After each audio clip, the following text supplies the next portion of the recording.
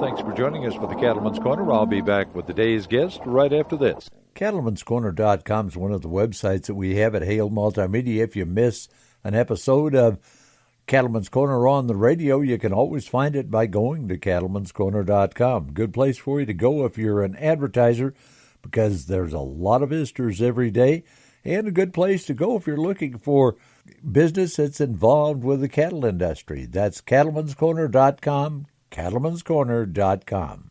With us on the program today, Dr. Temple Grandin, a noted animal behaviorist. Dr. Grandin, when we're handling cattle, does it make any difference whether we're using four-wheelers or horses or whatever to get them moved? I think four-wheelers can be just fine.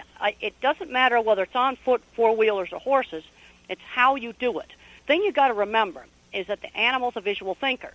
So a man on foot, a man on a horse, and a man on a four-wheeler, that's treated as three totally brand new things. So you need to make sure that when you first introduce that four-wheeler, you're not chasing cattle with it. Why don't you bring some hay out on it?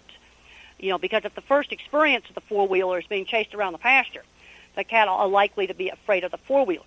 And I've seen some very bad problems where you have cattle that have been handled exclusively on horseback, and when they get into an auction barn or they get into a slaughter plant, they now have a 50-foot flight zone to the man on foot, and that can be really dangerous in a small pen. You can have cattle where when you're riding horseback, they've got maybe a 5-foot flight zone.